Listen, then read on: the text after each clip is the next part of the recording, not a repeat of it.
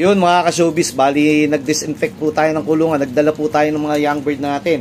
Medyo tumila na po yung problema natin dito sa ating mga young bird. Ang nagka-problema lang tayo, yung ating live, nagkaroon ng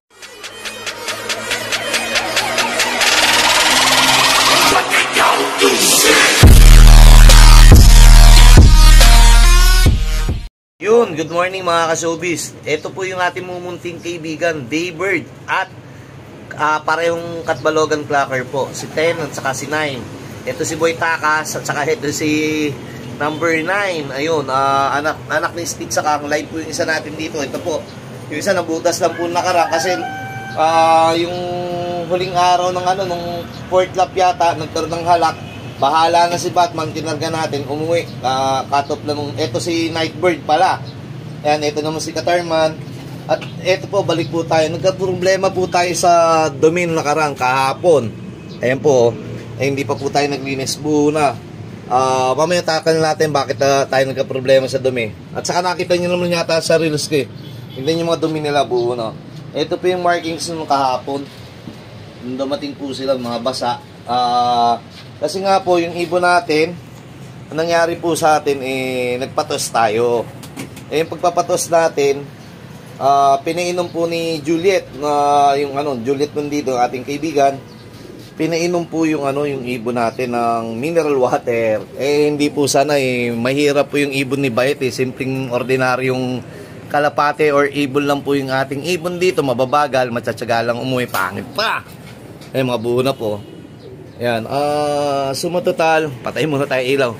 Ang nangyari po sa ibon natin is, siyempre, tawag dito, nanibago yung sistema ng tiyan nila. Kaya yung tiyan nila, nagdumi sila. Tayo naman, sabi ko nga, minsan isipin natin bakit biglang nagdumi yung ibon natin, bakit biglang minsan na-off yung ibon natin. Minsan nawalan po kayo ng patoka, then may sarili kayong patoka. Siyempre, alang magpahalo kayo, alanganing oras, okay, linggo na tapat, walang patoka ang mga bibilhan o kundi dito sa malapit sa inyo.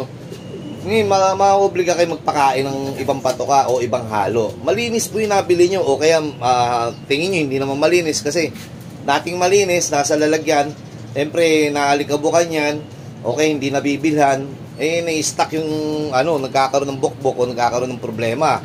Ngayon, nakain ng ibon nyo, masisira yung tiyan ng ibon nyo kasi hindi, kung ba sa tao, nasanay po silang malinis, nakatambyolo yung pagkain ng tapos biglang yung sa ibon natin mabibigyan nyo ng hindi sanay. O kaya kahit malinis, iba na yun po yung mixture, iba na po yung mga halo ng patuka nyo, maninibago po yun. Kaya nga po doon sa mga nagtatanong, pagka nagdeterbi na, Boss Idol, live yung ibon po namin, 4th lap na, 5th lap na, Tacloban na, tawid dagat na po kami.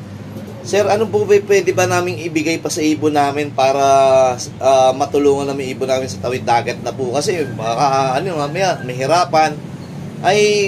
Huwag nyo na pong babaguhin. Kasi nandyan, live na nga po yung ibon nyo. Okay, umuwi na ng tawid dagat. Tapos, makikinig, hingi po kayo ng opinion o sistema ni Bayet. Tapos sasabihin ko, ako po, alam ko na po yan. Dati, mahilig din po tayo magtanong doon sa mga nauna po sa atin o veterano. Kasi nga, siyempre sila mas nakakalam. Pero ngayon, natutunan natin, wag na pala pong malikot. Kung ano yung sistemang nagawa nyo na, nararapat naman pala para sa inyo o nag-click. Kasi, umuwi, live diba? Hindi naman okay yung sistema nyo kung hindi uwi mga live yung mga ibon nyo. Yung iba nga, alagang magaling na, alagang maayos na, alagang lahat na, naibigay na, pero hindi umuwi. Samantalang sa inyo, sistema nyo, sabi nyo, baguhan kayo. Nag-click, umuwi na, diba, sabi nyo, alagang bara-bara lang, o alagang hiyang naman kayo sa sistema nyo, huwag nyo na munang baguhin, saka nyo na baguhin, o saka na kayo mag-ayos ng sistema nyo. Pagka natapos na yung karera, yung magsisimula pa lang ang training, doon pa lang kayo magsimula kayo ng maayos, o magsimula kayo ng panibago, pero wag naman lahat. Siyempre, kahit paano, yung mayroon na kayong sariling sistema, kung nakikita nyo, okay naman. Tapos, dadagdag lang. Babawas lang, pero hindi yung totaling tatanggalin yung sistema nyo. Kasi kanya-kanya po tayong sistema. Wala pong tama, walang mali. Katulad ko po, kung papanoorin nyo po ako, kung gagayahin nyo po ako, sasakit ulo nyo. Kasi kita nyo, lagi na lang po merong sakit dito sa akin, loob. nagkataon lang na matsatsaga umuwi yung ating mga mumunting kaibigan, tayo po ibinibigyan ng karangalan at maghihintay pa uli kung dadagdagan pa po nila yung ating history. Sa bagay ngayon, si Stitch Sakang, Cross 8 Tacloban, siguro matatawag na ring history dahil Katbalogan Daybird at Magnus Speed nag-clock at kakarga pa natin ng Tacloban. Tapos naman to si Victor Lim Kawayan, inbreed. Ito, inbreed po natin, ano naman, Victor Lim Kawayan inbreed, Cross Bulak inbreed. Ngayon, magiging kasagutan, pag umuwi po ng MacArthur yan, pwede pala talagang inbreed sa inbreed. Ganun po kasimple. Dati naman, nag-inbreed ako, talagang mag-ama. Nag-overall naman tayo. Unfortunately, 15th overall MMFC, medyo nabitin-bitin pa tayo, nagyabang-yabang pa tayo sa katawan natin. Nilipad natin ng Basco. Hindi po nakauwi. Yung TACMAC 41, TACMAC 14 lang po yung umuwi natin ng Basco. 2018. Sige po, hanggang dito na muna po. Pakakawalan ko muna po sila bago tayo maglinis. Sige po. What's up mga ka-showbiz? Yun mga ka-showbiz, bali nag-disinfect po tayo ng kulungan. Nagdala po tayo ng mga young bird natin. Medyo tumila na po yung problema natin dito sa ating mga young bird. Ang nagka-problema lang tayo, yung ating live, nagkaroon ng halak nandun sa labas, naagapan naman natin. At ito po yung ating isa sa Pantacloban natin. Ito po, dahil 7 sila, 6 na kutsara lang po. Bahala na kung mauubos po nila yun, mamaya na. Hindi namamaga po yung tuhod ni Bite. Hirap na hirap po tayo umakyat dito. Kakatulong po natin si PJ! Puga! Yun. What's up mga ka-showbiz? Yun o. Katulong po natin yan. At si Lloyd. Si Lloyd po nagbukas na po ng kanyang tindahan. Maraming salamat Idol Lloyd Caralde. Ayan po. Bali kahit na masakit ang masama ang pakiramdam ni Bait, tuloy pa rin ang laban natin dahil tayo po umaasa magpapatakloban. Magpapa-Daybird po tayo. Panalangin at pangarap po ni Bait yan ng bawat panser po yan.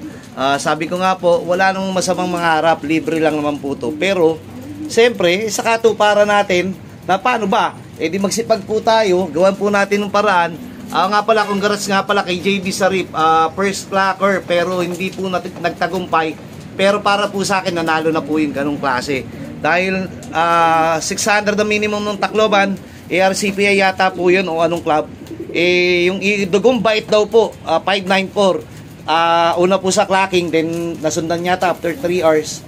Pero okay lang po yung pagtalo-talo. Tayo naman nag-enjoy na kasi kasama na po tayo sa kwentuhan ng gandulo. Yun po yung lagi sinasabi ni Bait, hindi naman po tayo pwedeng lahat manalo. Ang importante yung ibon natin inuuwian po tayo. Kung halimbawa nag-clock po yung tawag po doon, bonus na lang, karangalan na lang po yung manalo. At yung premyo karangalan na lang o yung napakasarap sana. Pero masarap na rin po talaga o lubos na masarap ang nagpapauwi po. Kahit po ilang araw, yun po konting-konti, 2 kembot lang siguro. Kasi 594, 600 yung speed minimum. Kaya-kaya na sana pero hindi tayo tinadhana.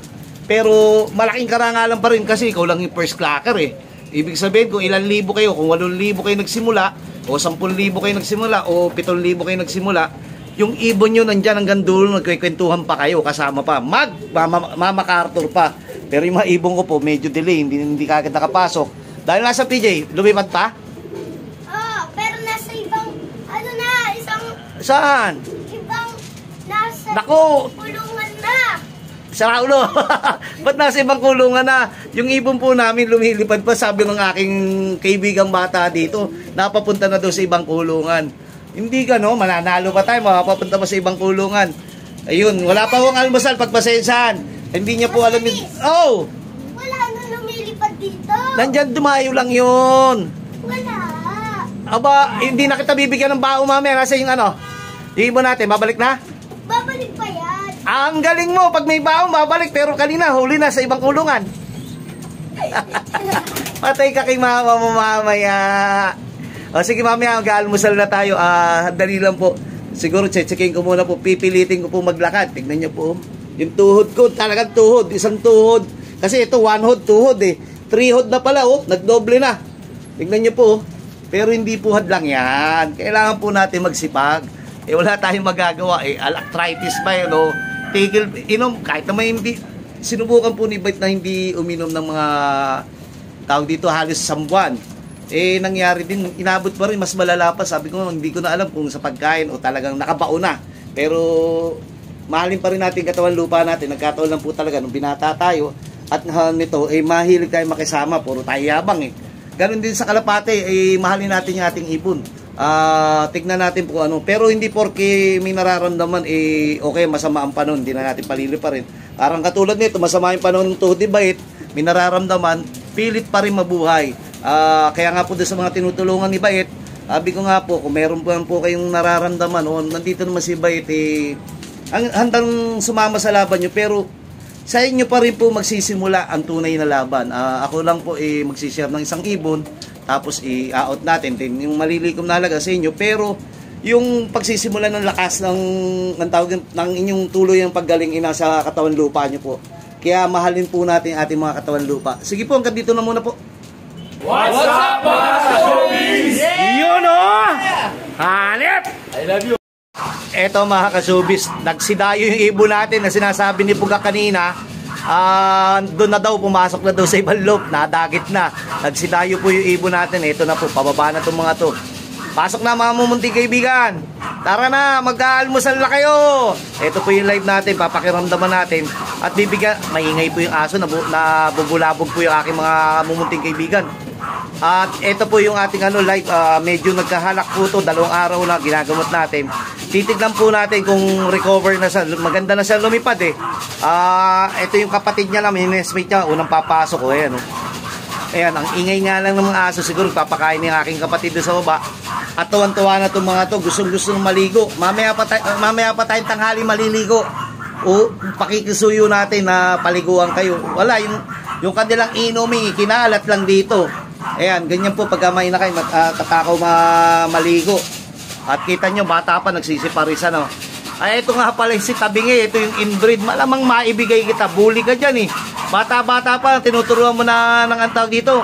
Makipag-sex yung mga love making yung inyong mga inakay dito Pasok na mo munting kaibigan.